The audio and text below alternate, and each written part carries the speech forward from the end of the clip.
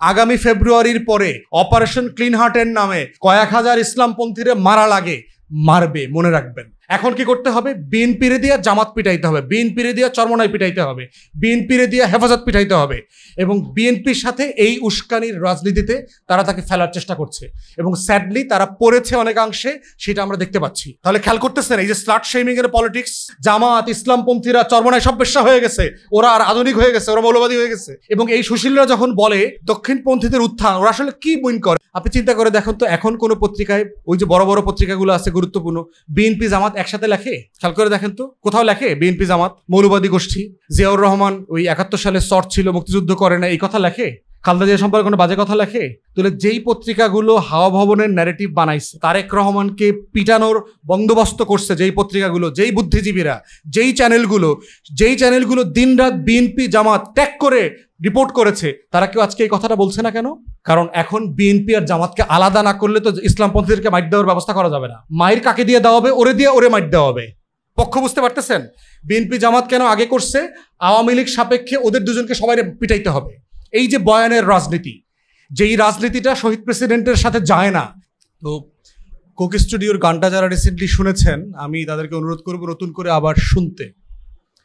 কালারটা দেখেন এবং এই কালারটার সাথে কোন ধর্ম কোন কালচারের সাথে মেলে শুধু মিলায় দেখবেন। যে শিল্পীদেরকে, আর্টিস্টদেরকে যে পোশাকগুলো পরানো হয়েছে, বাংলা গান কি বাংলার মুসলমানরা শোনে না? তাহলে প্রশ্ন হচ্ছে যে এই যে টোটাল কস্টিউম ডিজাইন করা হচ্ছে, এবং দেখবেন নববর্ষের শাড়ি বলতে যে শাড়িগুলো বাজারে আনা হয়, যে রঙগুলোকে ডিসাইড করা হচ্ছে, এই রঙগুলোর সাথে রেজেম্বলেন্স কার? এটা কার সংস্কৃতির সাথে যায়? এটা কি ঐতিহাসিকভাবে আমার সংস্কৃতি ছিল? আপনি ভাই এমন একটা শাড়ি বানান যে শাড়িটা সবাই পরতে পারবে।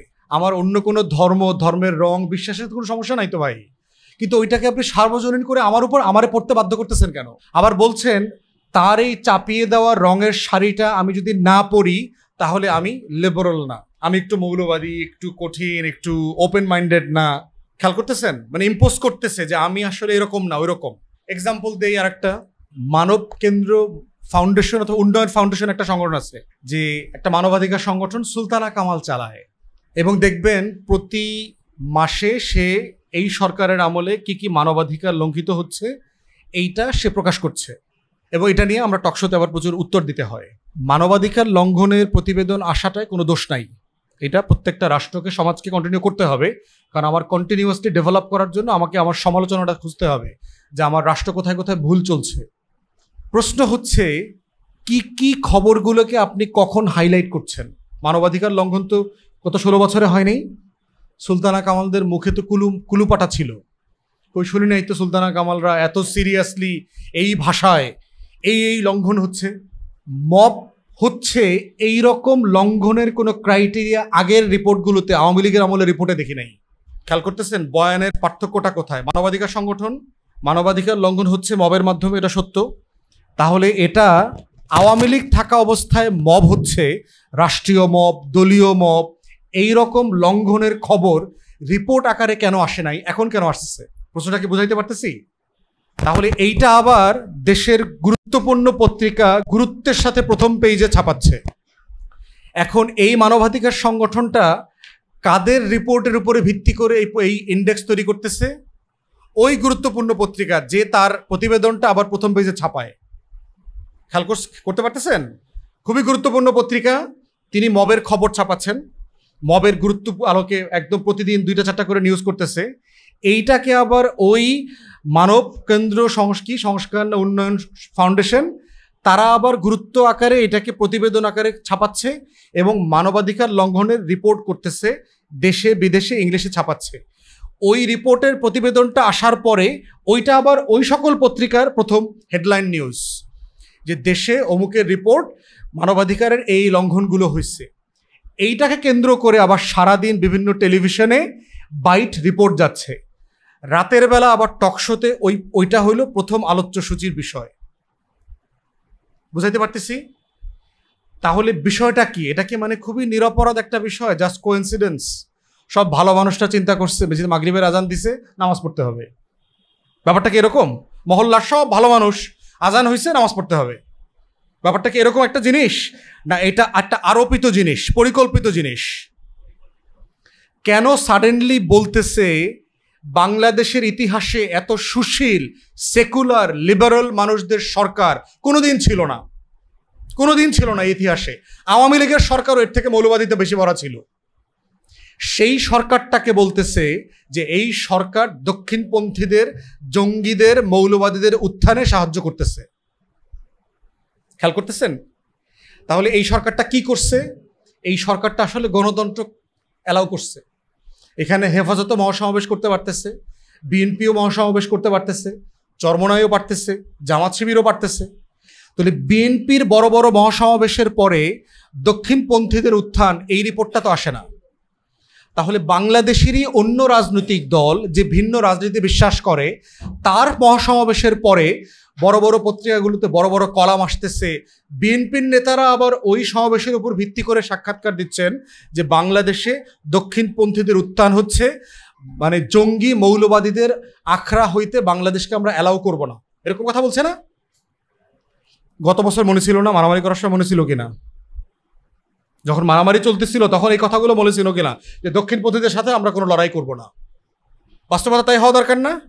আমি যদি কোনো বেশ্যার সাথে না শুই, আমি কি এটা অমাবস্যা শোব না, না পূর্ণিমাতেও শোব না, কখনো শোব না? যারা বেশ্যার সাথে শোয় না তারা কোনো আমলেই শোয় না।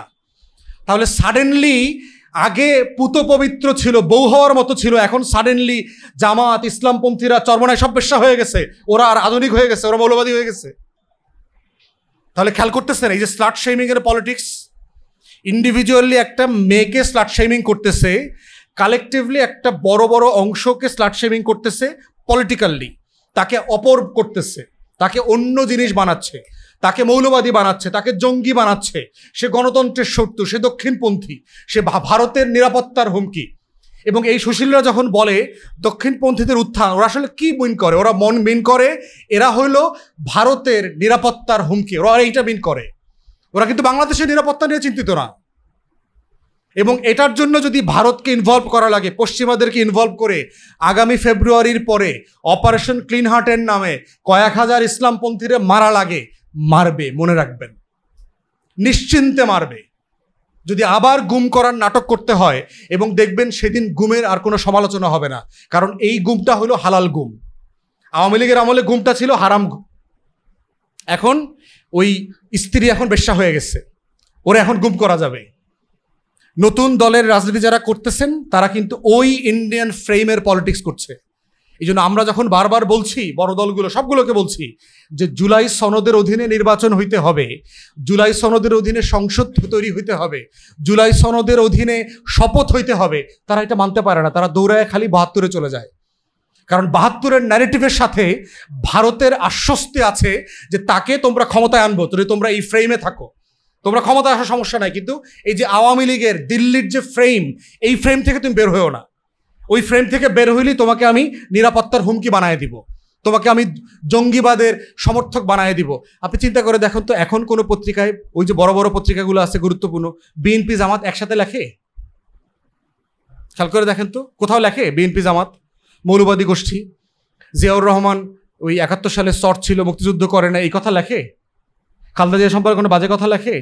তাহলে যেই পত্রিকাগুলো হাওয়া ভবনের ন্যারেটিভ বানাইছে, তারেক রহমানকে পিটানোর বন্দোবস্ত করছে যেই পত্রিকাগুলো, যেই বুদ্ধিজীবীরা, যেই চ্যানেলগুলো দিনরাত বিএনপি জামাত ট্যাগ করে রিপোর্ট করেছে, তারা কেউ আজকে এই কথাটা বলছে না কেন? কারণ এখন বিএনপি আর জামাতকে আলাদা না করলে তো ইসলামপন্থীদেরকে মাইট দেওয়ার ব্যবস্থা করা যাবে না। মায়ের কাকে দিয়ে দেওয়া হবে? ওরে দিয়ে ওরে মাইট দেওয়া হবে। পক্ষ বুঝতে পারতেছেন? বিএনপি জামাত কেন আগে করছে? আওয়ামী লীগ সাপেক্ষে ওদের দুজনকে সবাই পিটাইতে হবে, পিটানোর ব্যবস্থা করছে না? পিটানোর জন্য যে বৈধতা সম্মতি উৎপাদন করা দরকার, পুরোটা তারা করছে। এখন কি করতে হবে? বিএনপিরে দিয়ে জামাত পিটাইতে হবে, বিএনপিরে দিয়ে চরমনাই পিটাইতে হবে, বিএনপিরে দিয়ে হেফাজত পিটাইতে হবে। এবং বিএনপির সাথে এই উস্কানির রাজনীতিতে তারা তাকে ফেলার চেষ্টা করছে, এবং স্যাডলি তারা পড়েছে অনেকাংশে, সেটা আমরা দেখতে পাচ্ছি। এই যে বয়ানের রাজনীতি, যেই রাজনীতিটা শহীদ প্রেসিডেন্টের সাথে যায় না, দিল্লির আধিপত্যবাদের বিরুদ্ধে রাজনীতির সাথে যায় না, এটা অরিজিনাল বিএনপির রাজনীতি না। কিন্তু বিএনপি এই পলিটিক্সের ফাপরে এবং ট্র্যাপে পড়ছে বলে আমরা দেখতে পাচ্ছি। এবং এই কারণেই গণ অভ্যুত্থান পরবর্তী বাংলাদেশে বয়ানের রাজনীতিটা বোঝা তরুণদের জন্য জরুরি। তা না হলে শত শত, হাজারে হাজারে আবার জঙ্গি নাটক হবে, আমরা সব দাড়িওয়ালা টুপিওয়ালা যারা নামাজি বিশ্বাস করি কিন্তু জাতীয়তাবাদী বাংলাদেশের পক্ষের মানুষ, তারা সবাই মুক্তিযুদ্ধের বিপক্ষের শক্তি হয়ে যাব আবার। এবং মুক্তিযুদ্ধের বিপক্ষের শক্তি হইলেই আমাকে মিথ্যা মামলা দিয়ে ফাঁসানো যাবে, আমাকে রিমান্ডে নেওয়া যাবে, আমার হাতের পায়ের নখ তুলে নেওয়া যাবে, আমাকে গুম করা যাবে, আমাকে আয়না ঘরে নেওয়া যাবে, আমাদের সব কিছু করা যাবে। আমাদের ব্যাপারে বিভিন্ন গোয়েন্দা সংস্থা আছে না, ডিজিএফআই বিভিন্ন জায়গা থেকে এনএসআই, এরা বিভিন্ন জায়গায় বলে বেড়ায়, অনেক তো কথা বলে, দেখবো তো নির্বাচনে কেমনে জিতে। চাইলে হারাই দিতে পারবে না? পারবে তো। ইলেকশন ইঞ্জিনিয়ারিং তারা জানে না? তারা বাংলাদেশের পক্ষে যুদ্ধ করতে না পারলেও দিল্লির পক্ষে যুদ্ধ করার অভিজ্ঞতা তো 16 বছর ধরে আছে। অতএব দেখবেন আমি 3 বস্তা টাকা লইয়া গাড়ি সহ ধরা পড়ছি, দেখবেন সাথে 2টা বেশ্যাও ছিল, এরকম একটা নিউজ পত্রিকায় দেখবেন, সাথে 3টা অস্ত্র পাওয়া গেছে। বোঝা গেছে? তাহলে এইটা নিউজ দেখার পরে আপনারা আবার হার্ট অ্যাটাক করেন না, ভাই আগেই তো ভালো ছিলাম। বুঝতে পারতেছেন? এইটা হইল বয়ানের রাজনীতি। অথবা আমি শেষ করে ফেলতেছি, মানে মোটা দাগে হচ্ছে, আমি যেটা বলবার চেষ্টা করছি, সব কিছুকে সাদা চোখে দেখবেন না।